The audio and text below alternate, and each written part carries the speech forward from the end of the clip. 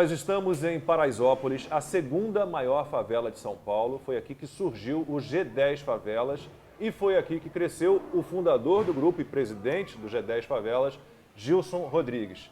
Gilson, eu vou começar pela sua história. Você não nasceu aqui em Paraisópolis, mas você veio bem pequeno para cá, você nasceu na Bahia, é isso? Exatamente. Primeiro, agradecer a oportunidade de estar aqui, compartilhando um pouco da minha história, a história do G10. Eu, assim como a maioria dos moradores de Paraisópolis, sou nordestino. 83% da população de Paraisópolis vieram daquela região da Bahia, sudoeste da Bahia, como eu, e eu sou de uma cidade chamada Itambé.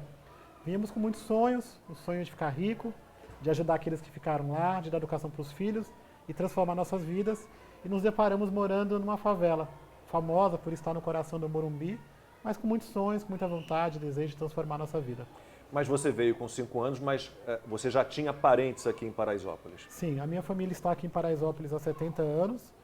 Nós viemos com aquele sonho do nordestino. Porque uma tia, que você me falou que foi uma tia? Nós viemos com a primeira tia, a primeira pessoa da minha família que veio, a minha tia, irmã da minha tia, da minha avó, tia Terezinha, e que aquela história do nordestino, né? Vem aí depois vem trazendo outro. Tinha bastante terreno aqui naquela época em Paraisópolis. Era num bairro que estava em ascensão, que era o bairro do Morumbi, crescendo, com muitas oportunidades de emprego. E aí foi cada vez vindo mais pessoas, vindo e continuam vindo, assim. Nós temos muitos primos, muitos parentes que continuam vindo para Paraisópolis, que construíram suas vidas, que constrói a sua laje, vai morando. Quando vai ver, tem uma grande família aqui. 53% da população de Paraisópolis são baianos da mesma região que eu. Qual é a população de Paraisópolis hoje? Hoje somos mais de 100 mil habitantes. 100 mil habitantes? Sim. Se fôssemos uma cidade, estaríamos entre as 300 maiores do Brasil. E no estado de São Paulo, nós seríamos a cidade 88. Então, é um super desafio. Nós temos aqui desafios de cidades, oportunidades de cidade, uma população com muita vontade de se transformar, de querer morar num bairro. Que eu sempre digo que ninguém só ia morar na favela.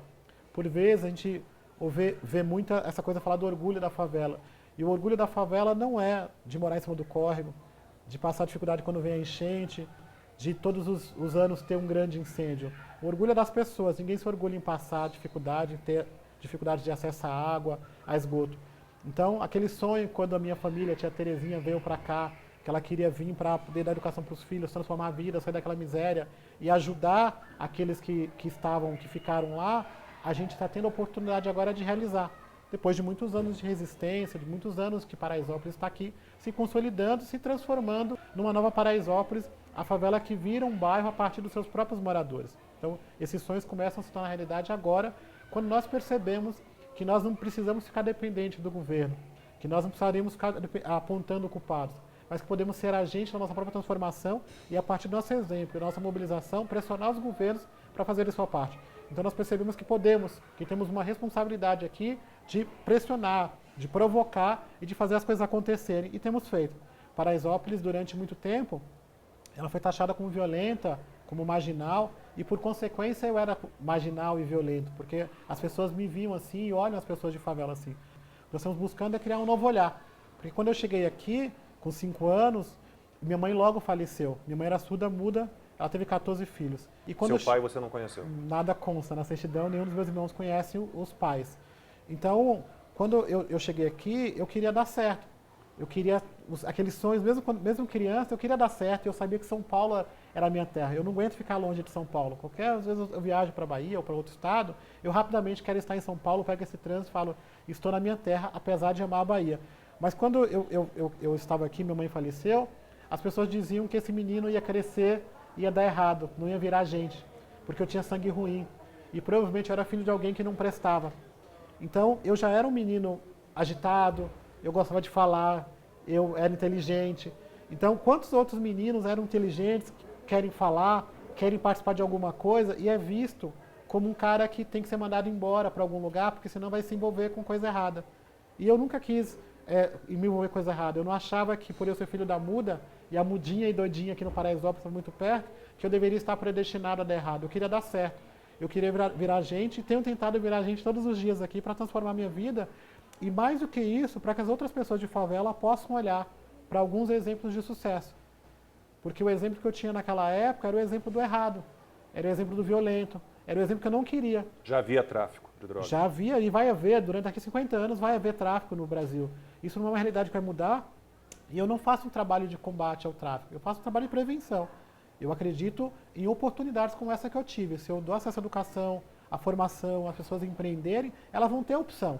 Eu acho que as pessoas têm que ter livre, ter oportunidade de escolhas delas. Se elas optarem por ir para um caminho errado, elas optem, mas nós precisamos criar as oportunidades certas para o Brasil crescer, para as pessoas trabalharem com dignidade. Ninguém sonha em ser bandido, ninguém sonha em ser traficante. Eu quero ser o melhor. Eu prego para os meus filhos e para a população daqui da comunidade, seja o melhor, sonhe alto, voe alto e busque as oportunidades necessárias. Porque naquela época minha não tinha esses exemplos. Já existiam pessoas de sucesso em Paraisópolis, mas essas histórias de sucesso não eram contadas.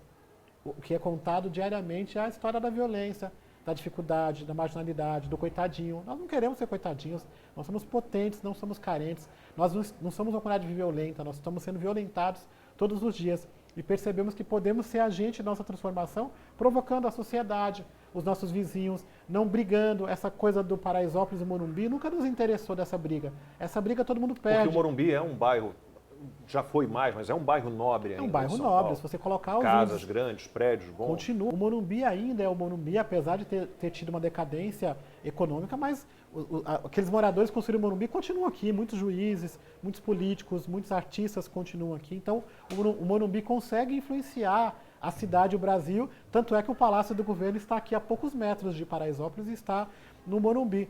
Então, durante muito tempo, nos colocava numa situação de brigar com as madames do Morumbi, brigas entre ricos e pobres. Essa briga não nos interessa e nós fomos provocando o Morumbi para dizer que não existe um Morumbi bom com Paraisópolis ruim.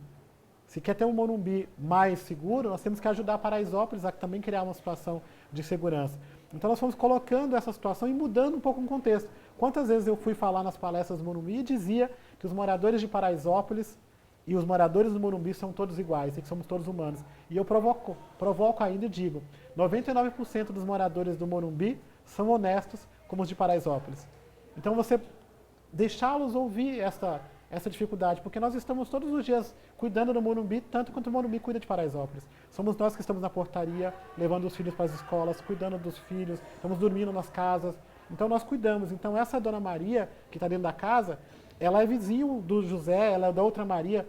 Por que eu confio tanto em entregar a casa e o outro é bandido, é errado? Então existe uma distorção. Criou-se uma favela na cabeça, que é uma favela violenta, que é uma favela marginal, que é uma favela carente, que ela não é real. Existe uma favela emergindo das cinzas, querendo se transformar, querendo ser agente da sua própria transformação, querendo ter dinheiro no bolso, né? Então a gente fala muito de combate à desigualdade, a gente fala de combate à pobreza. Precisamos dar condições para que a população possa ter dinheiro. E não existe transformação social sem dinheiro no bolso. Desigualdade social é essa besteira de achar que alguém é rico porque o outro é pobre, ou alguém é pobre porque o outro é rico. Porque você entra numa briga de classe que neste momento não nos interessa essa briga. Nos interessa como é que a gente cria as condições para a gente ter dinheiro.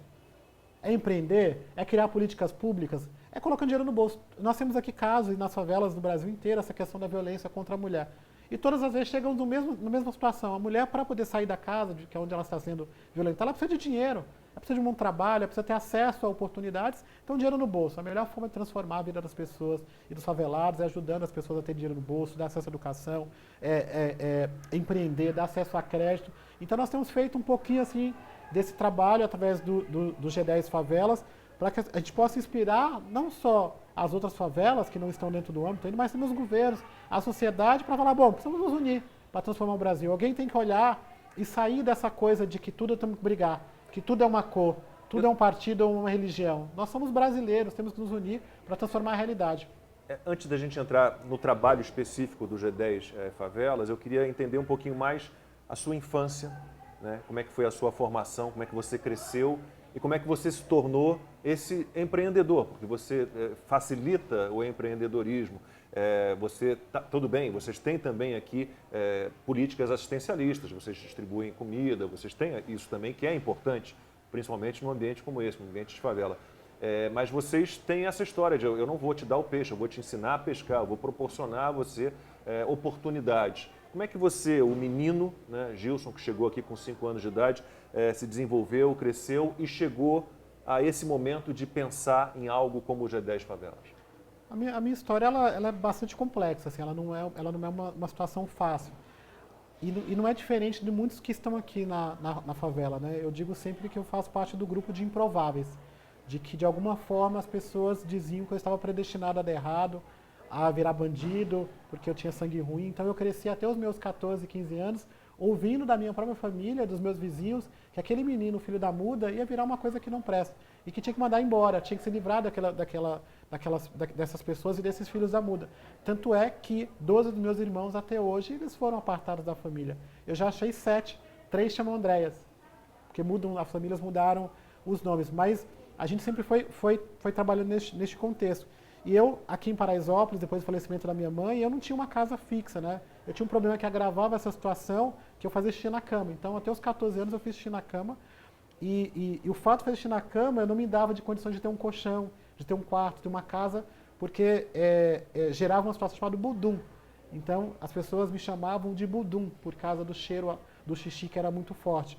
Então, eu não tinha uma casa, chegava na casa de uma tia, jantava e dormia lá, mas não queria, eu apanhava muito, apanhei praticamente todos os tios bastante, de maneira gratuita, talvez numa tentativa de eu ir embora ou de querer me afastar, mas eu sempre quis ter família, eu sempre quis estar próximo daquele grupo, eu sempre quis estar em São Paulo, eu não admitia ir embora de São Paulo, sabia que meu sonho estava aqui. E aí uma das minhas tias montou um bar, que é a Marivalda, e aí eu resolvi a solução que eu ia morar embaixo da mesa da mesa de sinuca dela, e durante 3 anos eu morei ali. Então ela cobria a mesa de sinuca e eu dormia embaixo. Naquela época o bar ficava até 5 horas da manhã, roda do Dreia. Tomava muito Dreia, porque o pessoal deixava o restinho, então eu tomava conhaque que estava ali. Então sempre tive muito contato com álcool, com outras drogas. Mas álcool eu acabava beliscando ali, mas outras drogas acabei, graças a Deus, nunca tive curiosidade de experimentar. Então foi neste contexto que eu fui crescendo, um pouco rejeitado por essa família, mas amando demais a família, onde eu queria estar. E um dia eu ouvi de uma das minhas tias, perto do Natal, de que tinha que mandar um jeito de mandar eu embora, de volta para a Bahia. Manda esse menino embora, porque vai dar confusão e tal. E eu realmente era um menino solto, assim, eu já era diferente, assim, eu conversava, eu saía no Paraisópolis, eu trabalhava, então eu tinha 3 empregos, eu trabalhava num clube de tênis chamado Arica, eu lembro de uma mulher chamada Dona Suzana, catador de bolinhas. Boleiro, o gandulo, boleiro. Trabalhava na feira, fazendo temperos e fazendo carreto. A Dona Maria também chama Dona Maria, dona do açougue da feira aqui de Paraisópolis. E trabalhava no Ferro Velho, que era do lado do Antônio do Palácio. Esses 3 patrões estão vivos e podem comprovar que eu trabalhava com eles. A única que eu nunca mais ouvi foi Dona Suzana, que era do Clube Arica. Se eu encontrá-la, eu sou muito grato, porque quando a minha mãe faleceu, ela me ajudou muito. Minha mãe teve um câncer. Então ela me ajudou muito, eu me recordo bastante dessa ajuda que ela me deu. E aí essa família falou, bom, tem que mandar esse menino embora, e eu percebi que eu ia ser mandado embora mesmo. E eu resolvi fugir de casa. E eu fugi de casa durante 3 dias perambulando ali pela região do Morumbi, a região aqui do Einstein, e decidi voltar. E tive meu dia D, quando eu decidi voltar para me vingar. Então o desejo de volta era um desejo de vingança. E o vingança era assim, eu vou estudar, vou trabalhar e quero virar gente. Era a expressão que eu mais ouvia, assim, esse menino não vai virar gente, esse menino não vai virar gente. E por um período eu achei que eu falava, bom, todo mundo está falando, então daqui a pouco, mas eu já era diferente, quando os meninos chamavam da rua para roubar, para fazer alguma coisa nos jogos, tinha sempre aquele grupo mais jovem que está mais exaltado, eu já era diferente, eu nunca ia, eu queria dar certo, assim, então eu fui resistindo. Tinha uma índole boa. Eu tenho tentado resistir, então, eu falo todo dia, eu tenho tentado virar gente e peço para os meus amigos, as pessoas próximas a mim, eu não tive pai nem mãe, mas eu tenho tantos pais e tantas mães e tantos irmãos cuidando de mim que eu peço para eles para não me deixarem entrar no meu caminho. Eu descobri ao longo dessa minha trajetória que eu encontrei os meus irmãos. Eu tenho encontrado milhares de irmãos ao longo desse período e principalmente nessa época com os presentes de rua, quando a gente se abraçou para cuidar um do outro. Porque o que eu queria, na verdade, era ser cuidado. Eu queria ter uma grande família. Eu queria, tanto é que eu casei logo, tive filhos logo, eu queria ter família, essa necessidade de ter família, de estar nesse ciclo de proteção, era uma coisa que era uma necessidade muito minha. E aí, quando eu voltei para casa, depois de 3 dias desaparecido, para me vingar, e a vingança era, vou estudar, vou trabalhar, quero ser gente, eu quero que essa família tenha orgulho de mim, porque sei que a minha mãe, se estivesse viva, ela queria que o filho dela virasse gente. Então, aí eu volto para casa, assim, volto para aquele círculo familiar, que não era uma casa específica, e descobri que há 3 dias eu estava de fora de casa e há 3 dias eu não tinha sido notado a minha ausência. Então foi mais difícil ainda, assim, porque ninguém perguntou onde você estava, o que estava fazendo. Então, simplesmente eu voltei e fui dormir debaixo da mesa de sinuca e ninguém perguntou onde que você estava. Então, ali, aquele momento, eu decidi que eu tinha que seguir, percebi que tinha que seguir um caminho que era sozinho, que era solitário, mas que era de construção de bons exemplos e que eu queria ser um exemplo bom para a minha família. Eu não tinha noção de cidade, nem de país, nem de Brasil. A única coisa que eu sabia é que eu estava morando na favela do Paraisópolis e que eu era orientado a mentir que morava no Morumbi. Quando me perguntava onde você mora, eu falava, moro no Morumbi. Olhava para a cara, via que não era a cara do Morumbi, mas tinha que dizer, porque senão de cara eu já seria marginalizado, a abordagem da polícia seria diferente, eu não teria acesso à oportunidade de um curso ou de um emprego. Então, essa coisa do Paraisópolis, hoje amenizou muito, né, com tudo que nós temos construído, mas era muito forte, assim, as pessoas, a rejeição a Paraisópolis. Agora estamos entrando no mapa da cidade, do país, trazendo essa potência, mas antes era muito difícil e isso tudo está atrelado à luta dos moradores e à vivência dos moradores. Então, eu não tinha essa noção, mas quando eu decidi ir para fazer essa vingança boa, aí eu fui para a escola, eu fui trabalhar mais, eu fui estudar, e aí na escola eu comecei a me envolver com um programa que faz parte da Associação Crescer Sempre, na época mantida pelo Dr. Jaime Garfinkel, da Porto Seguro Seguros. E nesta época, quando a gente montou o Grêmio, primeira vez, nós montamos sala de informática, biblioteca, rádio da escola, fomos montando. Uma coisa interessante é que quando nós fomos montar o Grêmio da escola, a gente montou a comissão pro Grêmio e abrimos as inscrições para concorrer às eleições, né? E eu sempre fui muito organizado, então eu montei uma chapa chamada GUD, Grêmio da Unificação Democrática Estudantil. E começamos a fazer a campanha, montamos um plano de governo, de transformação da escola, aquela coisa maravilhosa. E aí nos 2 últimos dias apareceu uma chapa de oposição chamada AUE. E aí a chapa AUE, que não tinha significado nenhum, ganhou a eleição. E aí falei, caramba, o que a AUE ia fazer? Festa e tal, né? E aí a AUE fez uma gestão ruim, no segundo ano nós concorremos e ganhamos a eleição. Ajudamos a AUE a tentar fazer um bom trabalho, tanto é que depois, na fase da associação, aquelas lideranças que eram do grupo do AUE veio para a diretoria da associação, a gente conseguiu unificar. Mas no segundo ano ali da escola e com o presidente do Grêmio, nós conseguimos criar essas plataformas, graças ao apoio da Associação Crescer Sempre, e foi tão bom o trabalho que as outras escolas que não tinham Grêmio pediu para que a gente montasse, ficou um grupo de 5 Grêmios. E aí nós começamos a perceber mais essa coisa da favela, né? Porque a gente começou a sair do bairro. Até então nunca tinha saído de Paraisópolis para lugar nenhum. Um parêntese, não tem problema falar favela, porque de uns tempos para cá começaram a querer que a gente fale sempre comunidade. Comunidade pode ser, é tão vago comunidade. Sim. Nós somos uma favela vivendo em comunidade. A palavra favela, ao longo dos anos, desde 1900, ela tem sido marginalizada, ela tem sido associada à violência, à criminalidade, ninguém está associado a isso. Mas nós falamos que é favela porque falta infraestrutura para que as pessoas possam se transformar como no bairro. Aqui ainda falta escola, ainda falta água, o serviço do SAMU não vem aqui, os aplicativos de carro não vêm. Então, é uma favela e nós podemos dizer que é favela para que os governos façam investimentos de transformação no bairro. Mas nós trabalhamos entre comunidades e favela. E cada vez mais, quando a gente fala do G10 Favelas e mostra a favela potente, é que as pessoas entendem o seguinte, precisamos ser transformados em bairro. Precisamos criar um programa de erradicação da favela, transformando elas em bairros. E este grupo de jovens se mobilizou para isso. Quando a gente percebeu que era uma favela e que isso nos atingia o nosso futuro, porque naquele momento eu não estava pensando muito na comunidade, eu queria melhorar a escola para mim. Eu queria ter uma escola melhor para transformar a minha vida. Eu queria ser gente. Então era tudo muito dentro do como é que eu consigo fazer. E aí no meio do caminho eu descobri que ao fazer isso, eu estava ajudando outros filhos da muda. Eu percebi que tinha outras pessoas com as mesmas dificuldades e que ao invés de ir para o caminho bom, estava indo para o caminho errado pelas mesmas justificativas. Eu não tenho pai, eu não tenho mãe, moro na favela. Quantas pessoas estão nessa situação em que se coloca como vítima ou coitadinho? Temos uma situação de falta de política pública e nós temos que apontar esse problema. Eu não sonhei em morar na favela.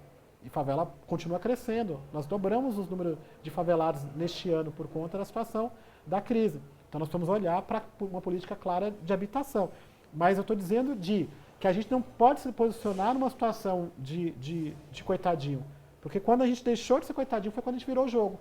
E aí nós fomos cobrar do governo qual é a política, nós fomos cobrar da sociedade. Cobrar no sentido seguinte, cobrar de como é que a gente faz junto, como é que participamos. Isso não é bom para você e não é bom para mim. Se a gente se dá bem aqui, todo mundo ganha. Eu sempre digo que nós temos 14 milhões de brasileiros vivendo na favela. Esses 14 milhões de favelados movimentam, tem um potencial de consumo de 169 bilhões de reais. É muito dinheiro, bilhões. Bilhões. Se fosse uma empresa no Brasil, seria a Petrobras ou a JBS. Então nós não queremos fazer parte do problema, queremos fazer parte da solução. Quem está nos vendo como problema, está aumentando o problema. Nós queremos ter a oportunidade de nos transformar, de fazer melhor. Nós temos programas aqui, daqui a pouco eu vou te contar, mas tem um programa, por exemplo, que desbloqueia o CEP da favela. E esse desbloqueio gerou, no último 6 meses, 40 milhões de reais de consumo. Então hoje, quando a pessoa coloca o CEP da favela, vai cair num centro de distribuição e os próprios moradores fazem a entrega. Isso hoje tem gerado 90 empregos, 51 com carteira assinados, provavelmente será o próximo unicórnio da favela, e é o grande case para abrir um programa que nós vamos fazer, que é a Bolsa de Valores da Favela. Faremos um primeiro IPO da favela. Antes da gente chegar em todas as iniciativas do G10 Favelas, então eu queria entender, o Grêmio Estudantil foi, de certa forma, o laboratório, o embrião para o G10 Favelas. Quando você pensou no G10 Favelas, eu não sei em que ano foi exatamente, você tinha essa inspiração ali do teu Grêmio Estudantil, da tua mobilização estudantil? O Grêmio Estudantil ele foi um embrião para o que aconteceu depois, que um dia eu me deparei, eu era o prefeito de Paraisópolis. Então, aquele grupo de jovens sonhou em transformar a favela num bairro, em buscar criar as condições para que a gente pudesse viver bem aqui, já que nós não podíamos sair. Porque eu também não prego que as pessoas têm que viver na favela. Se alguém deu certo na favela, não tem que ficar morando na favela. Se ela pode dar uma condição melhor, dê a posição melhor, mas volte para ajudar. Você mora aqui hoje, não? Tem um caso aqui e tem um caso fora. Então eu vivo em Paraisópolis. Então eu não sou aquele cara que fala assim, não, então o cara cresceu na favela, ganhou dinheiro na favela e tem que ficar na favela a vida inteira. Não, ele tem que ajudar a favela a se transformar em um bairro. Nós sonhamos por um bairro. Então é esse o grande desafio, de você devolver para a sociedade aquilo que você conquistou. Então a gente está muito nessa pegada. E aí, quando a gente falou, bom, para fazer esse trabalho não é na escola mais, nós temos que ir para o bairro. E foi aí que veio um trabalho na associação, em que nós fomos construindo... A Associação de Moradores de Paraisópolis. A União dos Moradores e do Comércio de Paraisópolis. E nesse programa a gente olhou assim, bom, Paraisópolis, uma população imensa, em que as pessoas se dividiam por tudo, por cor, por partido, religião, tudo era motivo de briga. E a gente percebia que tinha uma coisa em comum. Todo mundo queria rua asfaltada. Todo mundo queria água encanada. Todo mundo tinha... Então, o que as pessoas querem? Qual que era o sonho da minha tia quando veio para cá? Era poder ter rua asfaltada. Nós lançamos um programa chamado Cores, que meu sonho era ter uma casa bonita. Como é que é casa bonita? É uma casa pintada. Tem algumas aqui na entrada? Sim, nós estamos transformando hoje. Então era uma coisa simples de morar, uma coisa de bairro.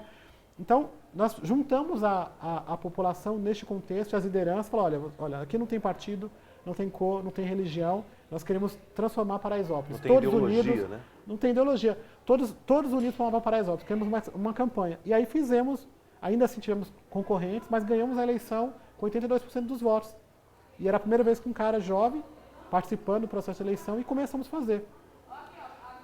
Nesse contexto, essa mobilização, essa união, fez criar o maior programa de urbanização do mundo para aquela época, que foram mais de R$1 bilhão investidos em Paraisópolis em 10 anos. Construímos 4.000 moradias, 15 escolas, não tinha escola em Paraisópolis, tinha essas escolas que eram na beira, não tinha escolas, as escolas que tinham eram escolas de lata, porque a associação entrou na época com uma ação contra a prefeitura, e aí teve que construir a emergência essas escolas de lata. Construiu... Que era container? Espécie de container, aquelas latonas. Construiu o CEL, construiu uma escola técnica, analisou um córrego, houve um grande programa. Eu estive em 14 países contando como a gente mobilizou todas as pessoas, empresas e os governos para poder garantir que essas obras acontecessem. Então foi um grande momento que foi paralisado. Essas obras foram paralisadas, tem uma perspectiva de retomada agora, mas Paraisópolis criou um case. E no meio do caminho aconteceu um momento em que era um momento muito desejado, que estava muito no nome, mas estava muito associado ao desejo do morador de prosperar, que deram o nome para as pessoas que estavam prosperando na favela de nova classe média. Aí estávamos ricos. Foi a Cora falou, bom, dinheiro no bolso, nova classe média, o que a gente quer ser? Ser rico. Esse é o sonho de todo mundo, é ganhar dinheiro.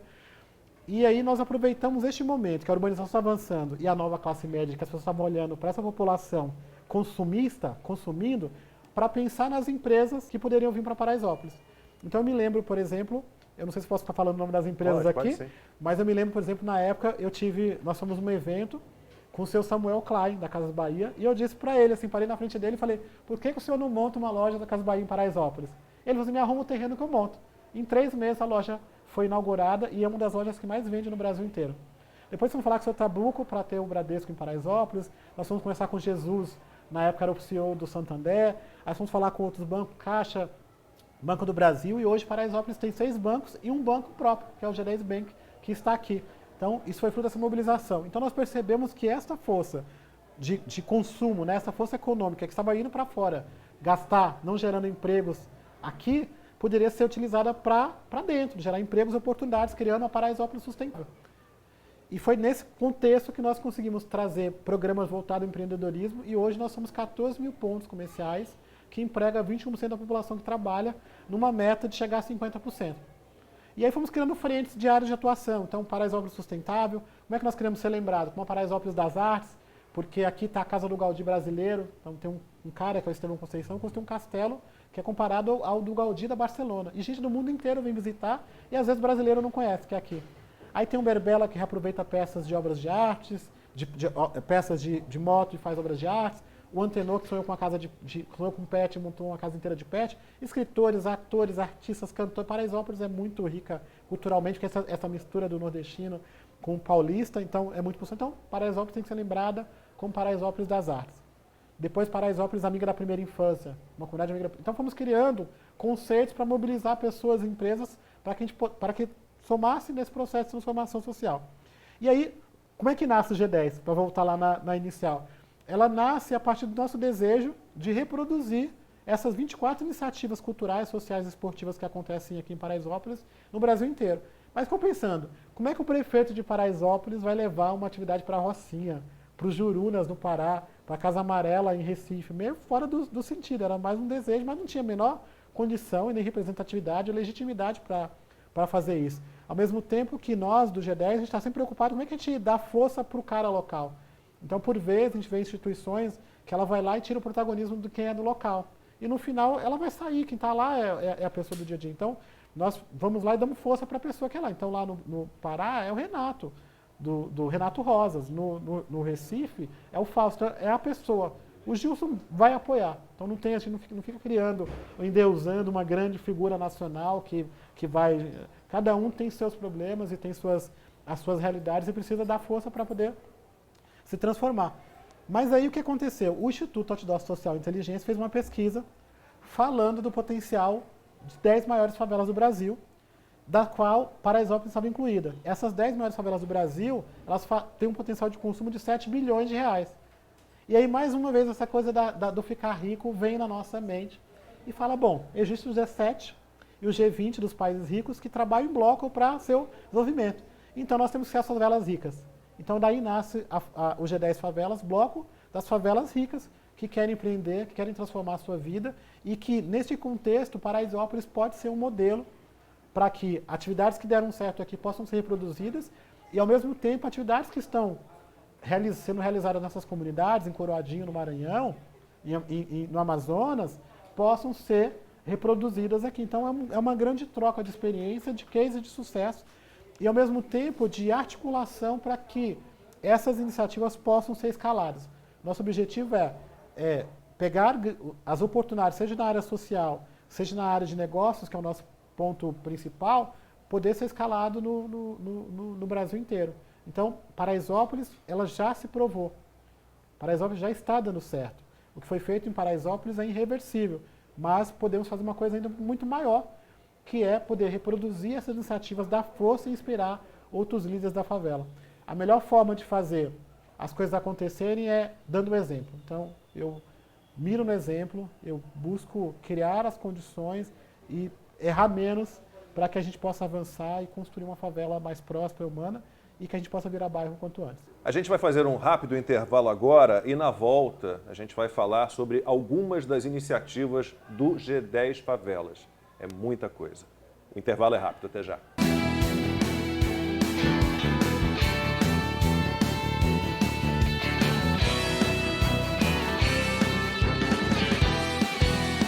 O Agora com Lacombe, formato perfil, está de volta, hoje conversando com o Gilson Rodrigues, fundador e presidente do G10 Favelas. Gilson, eu gostaria de entrar agora nas iniciativas do G10 Favelas. E eu sei que o novo coronavírus, a pandemia, acabou dando um empurrão positivamente, né, no projeto de vocês. Como é que foi isso? Bom, a gente chegou numa situação de pandemia em que as favelas no Brasil elas ficaram numa situação muito mais vulnerável, né? Porque todas as recomendações da Organização Mundial de Saúde nós não conseguiríamos seguir. Primeiro porque aqui as famílias já vivem aglomeradas em casas pequenas, famílias numerosas. Segundo que falta água.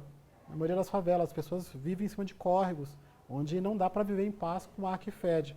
Ao mesmo tempo que alguns serviços, como o serviço SAMU, não vêm em alguns locais. Então, numa situação de emergência, como é que as pessoas vão ser salvas num problema que faltou ar? Então, a partir dessa situação de desespero, percebendo que morreriam pessoas efetivamente aqui. E quando morre uma pessoa na favela, num círculo como esse, não é um número no jornal, é um nome, é um parente de alguém, é um vizinho, é um amigo, é muito próximo. Então, nós decidimos criar um plano, onde esse plano resgatava um pouco essa coisa do nordestino, onde come um, come dois, né, da autoajuda, e que se a gente criasse um plano de se ajudar, nós teríamos um processo menor de mortes, mortalidades ou de contaminação. Então daí nasceu um primeiro movimento chamado Prefeitos de Rua e depois virou Presidentes de Rua, que é um movimento onde a cada 50 casas temos um morador voluntário cuidando de 50 famílias. Aqui em Paraisópolis são 658 presidentes de rua, 83% delas são mulheres, que além de cuidar da sua família, cuida de outras 50 famílias, e tem sido um grande exemplo de solidariedade, de amor, onde nós criamos 12 iniciativas sempre pensando, bom, não vamos procurar os culpados, mas buscar soluções para poder resolver nossos problemas. E aí fomos criando um conjunto de iniciativas. O primeiro, o principal, que nos fez inclusive ganhar alguns prêmios, foi criar casas de acolhimento. Porque imagina se uma pessoa se contaminasse aqui na favela, ela não teria como se isolar. Então nós fomos atrás das escolas de Paraisópolis e criamos centros de acolhimento e nós conseguimos isolar mais de 50% da população testada positiva até agosto. Com toda a estrutura, eram levados para essas escolas? Eram levados para essas escolas para não contaminar a comunidade. Nós também não temos problema com acesso ao serviço do SAMU. Inclusive entramos na justiça contra a prefeitura para que o SAMU viesse em Paraisópolis, porque ainda não vem, ainda não vem. Então nós decidimos contratar médicos e ambulâncias 24 horas para atender a população e até fevereiro deste ano foram mais de 11 mil atendimentos. Foram 11 mil atendimentos que não seriam atendidos pelo serviço público. E aí vamos criando programas de distribuição de máscaras, distribuição de alimentos. Nós fomos enfrentando a realidade. O fica em casa não funciona na favela, porque a gente já está aglomerado. Então eu não posso falar, fica em casa.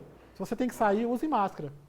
Se você precisa circular, se higiene bem as mãos, porque falta água. Então fomos criando um programa, e esse programa foi atestado por Instituto Polis, de que a nossa gestão para a pandemia é melhor gestão do que a Prefeitura da Cidade de São Paulo. E fica em casa sem dinheiro no banco também é muito complicado. Não dá. Nós somos os primeiros trabalhadores a serem demitidos e provavelmente os últimos a serem contratados. Os que ficaram trabalhando fazem parte dos trabalhadores essenciais que continuam lotando ônibus e metrôs das cidades.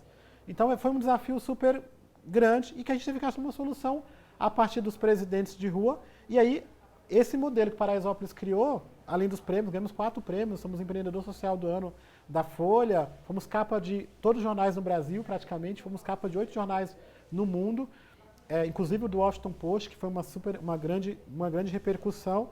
Então a gente percebeu que esse movimento podia ser escalado e foi escalado de maneira espontânea. Então, lá no Maranhão, os presidentes de rua chamam presidentes de área. No Recife é delegado de rua. No Rio Grande do Norte, são protetores de rua. Então, cada comunidade, cada estado foi organizando conforme melhor entendia, mas sempre na metodologia onde 50 casas, um morador voluntário cuidando dessas famílias, e tem sido um trabalho muito especial de ajuda do protagonismo da própria comunidade. Distribuímos mais de 1 milhão de cestas básicas, 2 milhões de máscaras, fizemos telemedicina, um programa grande. E agora que a gente percebeu, esse novo normal significa que vai continuar tudo como era antes. As favelas vão continuar crescendo, as pessoas continuam aglomeradas.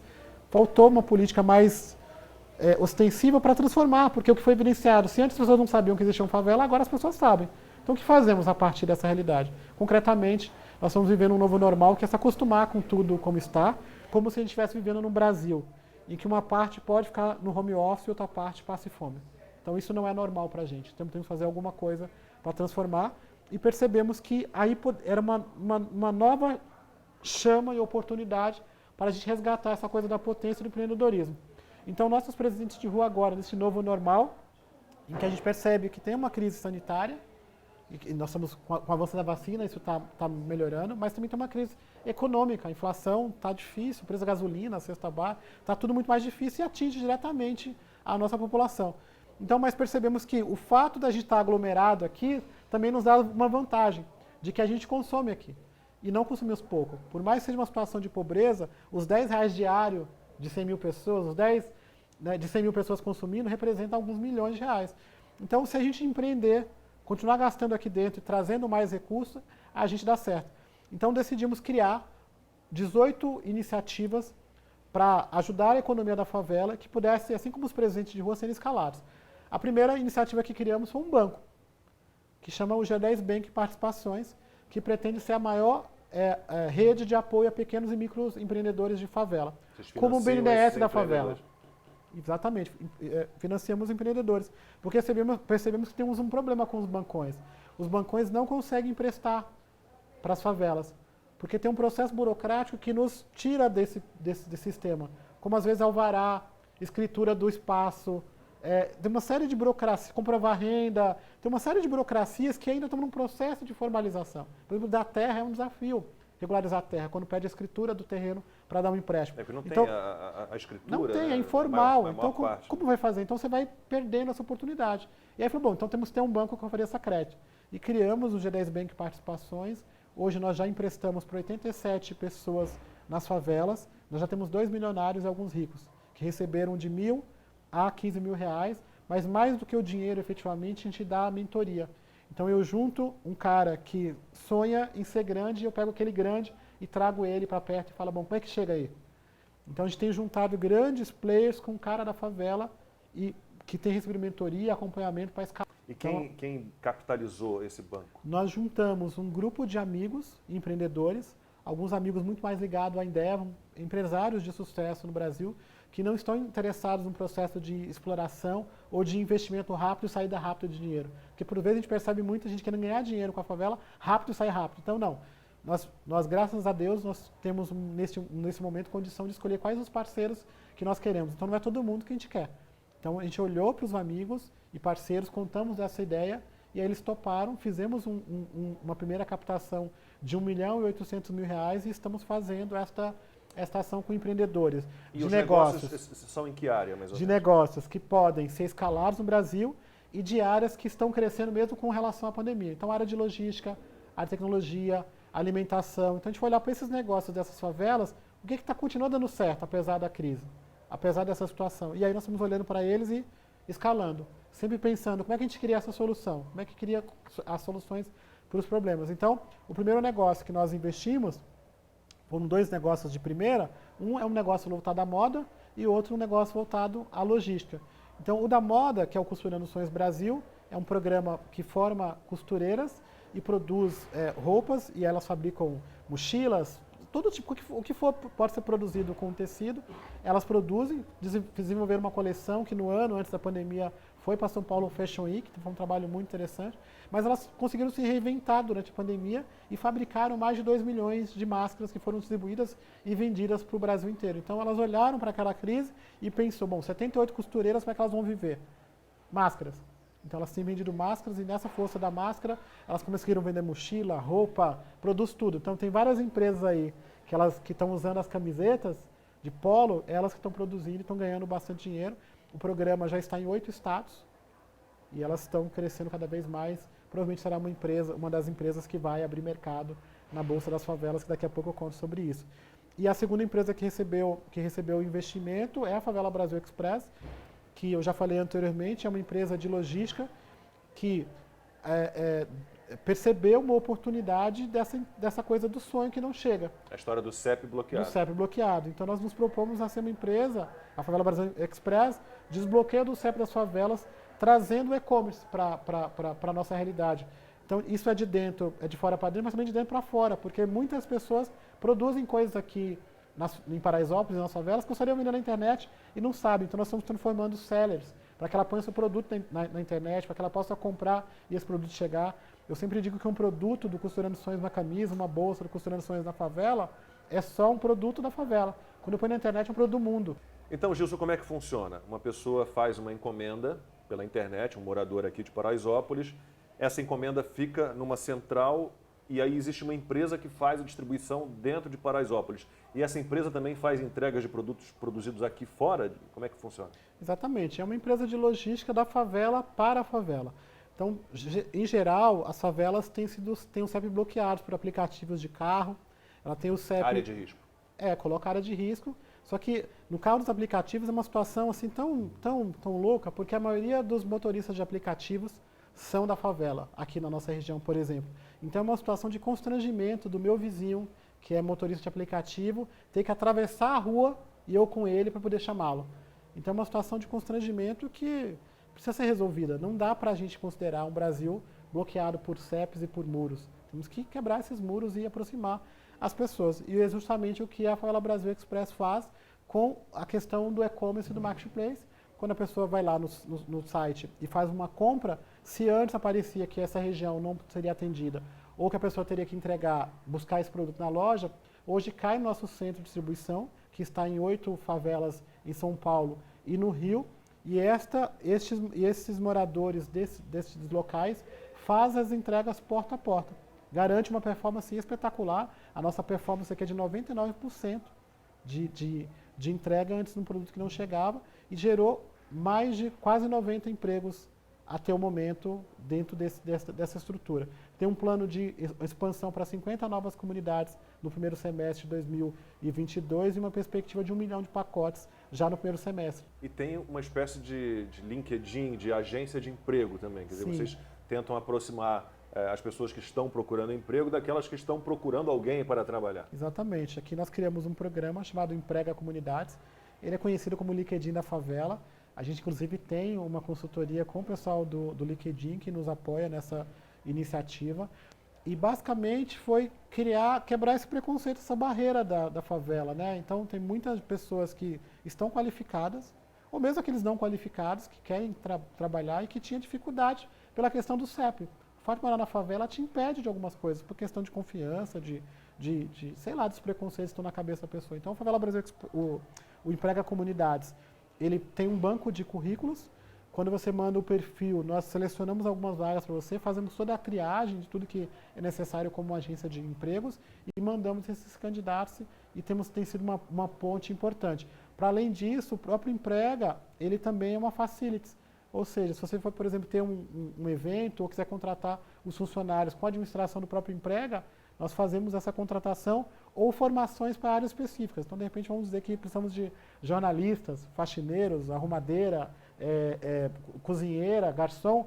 A Emprega Comunidades forma esses profissionais e te entrega esse profissional pronto para a sua empresa. Aqui dentro? Aqui dentro. É porque vocês têm um instituto de beleza também, que forma profissionais da área de estética, né? Sim. Cabeleireiras, manicures. Sim, nasceu aqui a Belezinha, que pretende ser a maior rede de salões de beleza e formação do Brasil inteiro. Nós que transformamos o Belezinho em uma franquia, nós devemos receber investimentos para que ele possa ser espalhado e a pessoa que tem um sonho de ter um salão de beleza vem aqui, se forma, depois ela pode inclusive pegar um empréstimo com o G10 Bank Participações e montar seu próprio salão. Então a ideia é levar a Belezinha pelo Brasil inteiro e assim, quando você olha para a economia da comunidade, você vai ver muita coisa na área de estética.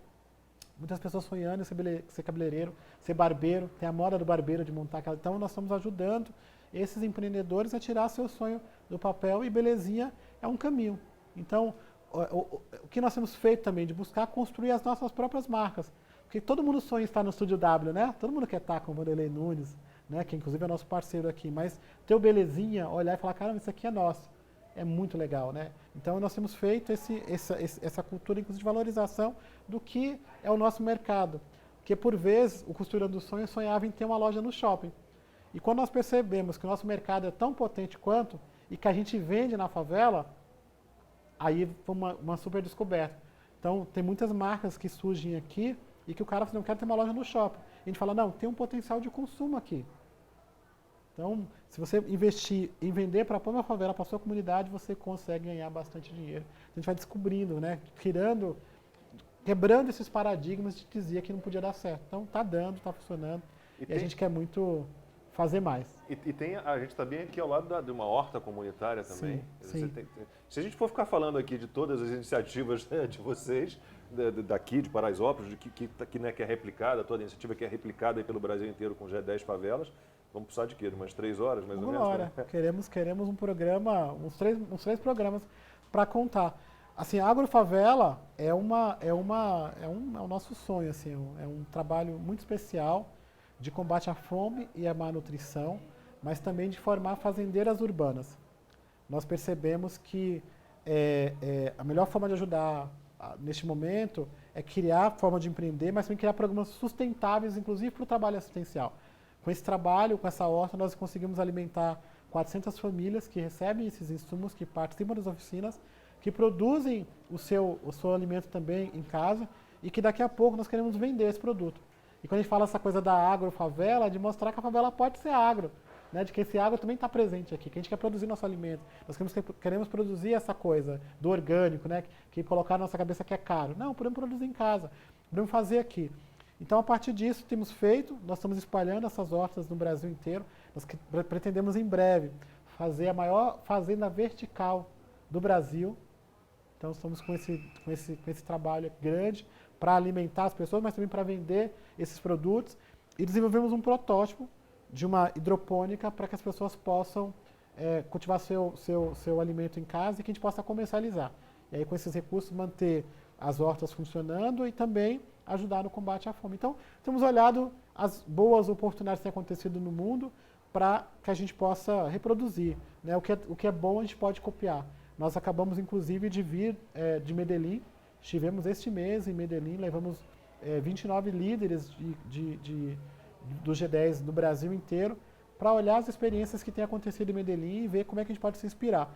A realidade é que a gente chegou lá e eu estava procurando uma cidade perfeita e achava que todos os problemas e soluções a Medellín conseguiu resolver, mas a realidade é que tudo que tem em Medellín também tem no Brasil, né? E que a gente precisa agora se integrar mais. Né? A Medellín conseguiu fazer um processo de integração mais rápido entre os governos, entre as organizações, e aqui no Brasil, por vezes, fica todo mundo disputando o ego, quem é melhor, quem está fazendo melhor, ou coisas do tipo. Então, assim, se for por bem, vamos todos fazer juntos. A gente tem essa cultura de fazer junto. Gilson, eu fico imaginando, olhando para uma favela, tem essa estrutura de labirintos, né? É uma estrutura complexa. Qual é a solução para isso? Você acha que tem que, aos poucos, urbanizar, derrubando o que está feito e abrindo ruas e praças? Ou é possível pegar essa estrutura que já existe e urbanizar isso e melhorar a partir do que já tem aí? Olha, as duas teria que ser a integração dessas duas coisas, né? Nós criamos um programa chamado Cores da Favela, e aí existem duas startups, a Revitaliza e a Assessora, e nós pretendemos, com isso, criar condições para que essa favela possa ser transformada num bairro. Vão ter áreas que são áreas de risco, áreas em que precisam de mais intervenções, em que nós precisamos que o governo faça as ações, que construa moradia. Mas existem áreas já consolidadas, que podem ser melhoradas, que pode ser melhorada a parte interna, a parte externa, que pode dar condições de habitabilidade para aquelas famílias, e aí, dentro desse contexto, poder fazer o processo de transformação do bairro. Então, tem que ter as duas coisas. Tem áreas que são praticamente impossíveis de fazer isso, porque elas estão em cima do córrego, em cima de mangue, mananciais, que aí teria uma intervenção mais potente, e outras áreas consolidadas. Então, esse modelo de favela no Brasil, talvez ele não acabe, mas ele possa ser melhorado. Eu tive em Zurique, eu tive em alguns países que a favela os bairros são como uma favela, e está chique lá, porque receberam um conjunto de intervenções. Mesmo em Zurique, eu tive lá nos espaços ali na Suíça, e eu vi Paraisópolis ali. Em alguns lugares a gente vai ver Paraisópolis. Você pensa em Suíça, você não imagina. Então podemos fazer. A Vila Madalena é um super exemplo disso. A Vila Madalena era um bairro super periférico que com o tempo ela foi se transformando. Eu acho que Paraisópolis, as favelas, à medida que elas vão receber investimento, em que as pessoas vão empreendendo, porque quando eu abro um comércio, a pessoa pinta uma casa, melhora, asfalta a rua, a pessoa vai melhorando. Paraisópolis melhorou muito pela mão dos próprios moradores. Muito, muito, muito. Então eu acredito nessa intervenção, em que o Estado faça a sua parte e o morador também faça dentro de um trabalho que não pode ser agressivo. Agora, isso passa necessariamente pelo título de posse, a pessoa precisa receber ali a sua escritura, ser realmente dona daquele espaço que ela ocupa. Sim, isso é importante fazer um processo de regularização. O governo perde se ele não faz. Isso é improbabilidade, por ele não fazer lá o processo de regularização, porque ele deixa de receber. E hoje já existem leis que podem garantir, inclusive, regularização de todas as favelas. Quando o prefeito deixa de regularizar aquela favela, ele está deixando de arrecadar imposto do IPTU, está deixando de arrecadar uma série de coisas. Então nós queremos regularização, nós queremos o título. E a partir do título nós vamos começar a ter acesso a tantas outras coisas que vai nos ajudar no processo de transformação, como por exemplo a crédito, tirar o nosso alvará do comércio. Tem tanta coisa que está dependente desta escritura, que está aqui, Paraisópolis tem 100 anos, já está consolidado. Ninguém diz que Paraisópolis vai ser removido algum dia. Quem pensou isso já está ultrapassado. Então por que não regulariza? Não dá o título para as famílias que estão aqui. Então Paraisópolis ela pode se transformar rapidamente com um programa de urbanização que de fato garanta que as pessoas possam viver aqui de maneira plena, de maneira saudável, crescendo, se desenvolvendo. Tenho certeza que todo mundo quer isso. Vai diminuir a violência, vai melhorar as condições de habitação, de educação, e o Brasil só ganha, a cidade também. E um outro ponto delicado é o tráfico de drogas, né? No Rio de Janeiro, eu sou do Rio de Janeiro, a gente teve lá a tentativa das UPPs, né? A Unidade de Polícia Pacificadora, que foi um sucesso no início, né? E acabou não dando certo. Hoje em dia você já não tem esse projeto ali realmente funcionando, né, e sendo tocado. Como é que vocês lidam com isso, com o tráfico de drogas, com a presença de traficantes? Como é que vocês aceitam isso e lidam com esse poder paralelo, digamos assim? Eu acho que a situação do tráfico no Brasil, ela é uma coisa generalizada, né? Que falta uma política de combate ao tráfico, à violência, essas coisas todas. É uma política de Estado que está muito distante, assim, né? Quando eu falo sobre essa questão das violências na favela, a gente também é tão vítima, né? A gente está sendo violentado por essa condição. Eu tenho 2 filhos, eu quero que meus filhos sejam dirigentes, né? Que os meus filhos possam estudar. Mas acreditamos muito na criação de oportunidades. À medida em que nós urbanizamos as nossas comunidades, abrimos ruas, criamos escolas, criamos condições para que as pessoas não tenham que tomar essa opção da violência, porque afinal ninguém sonha em ser bandido, ninguém sonha em ser traficante, a gente vai criando uma situação melhor. Ainda assim, acredito que daqui a 50 anos no Brasil vamos continuar tendo tráfico de drogas, porque existe todo um sistema político, econômico, que mantém essa droga. Existe uma demanda. Eu arriscaria a dizer, o que muitas pessoas podem constatar, de quem mantém essa situação de violência com relação às drogas em Paraisópolis é o Morumbi. É o nosso vizinho rico, que utiliza e que usa. Então Paraisópolis ela está vítima de todo esse sistema. Ainda assim eu não quero ficar numa situação de que quem é o culpado. Eu estou aqui olhando uma capa de uma revista, o prefeito de Paraisópolis, a sua foto. Política, você acha que em algum momento da sua vida talvez você se encaminhe para um cargo político, você se vê necessariamente seguindo esse caminho, acha que talvez seja mais importante? Como é que você imagina a sua vida daqui a alguns anos? Durante um tempo, eu achava que a política seria o caminho para poder resolver, porque afinal, tantas coisas estamos feitas em Paraisópolis ou no G10, que se eu tivesse a caneta na mão, as coisas seriam muito mais fáceis com essa cabeça. Mas eu sei que existe um sistema que é muito difícil e que eu não quero estar vinculado a uma farinha no mesmo saco. A situação da corrupção está tão grande no Brasil e quando você vai para a política, você só arruma inimigos. Então eu acredito na força da sociedade civil organizada, na força das pessoas para pressionar os governos. Eu acredito que tem gente boa lá, eu tenho pessoas que eu gosto. Posso citar Janaína Lima, do Novo, posso citar Tabata Amaral, que eu acho que é uma pessoa séria. Tantos outros que estão lá, o Rodrigues, que é o senador, não me lembro o primeiro nome dele, eu acho que são pessoas que estão lá e estão tentando, de fato, fazer alguma coisa ou provocar. Mas eu acho que não é um caminho, neste momento, saudável para mim. Eu não tenho expectativa, não sou partidário, não sou filiado, não quero ser convidado. Estou correndo de político porque eu acredito que nós vamos fazer um processo ainda de limpeza. Tem que mudar e o sistema está lá instalado, os currais eleitorais, os grupos organizados. Eu acho que eu cumpro um papel muito mais importante nesse momento de combate à fome no Brasil, que está se agravando, de mostrar essa favela potente, de empreender e transformar a nossa vida pelas nossas próprias forças. E aí a política vai acabando se acomodando e vamos fazendo, mas eu não tenho interesse em ser candidato a nada. Eu sou candidato a presidente de rua. Gilson, mas me permita, alguns dos políticos que você citou, eles têm uma ideia, né, na minha opinião, equivocada, que é apostar nesse Estado social, no Estado tutor, no Estado pai de todos, num Estado que resolva todos os nossos problemas. E você me parece muito mais um liberal, alguém que está ali para promover o empreendedorismo, para apostar no capital privado.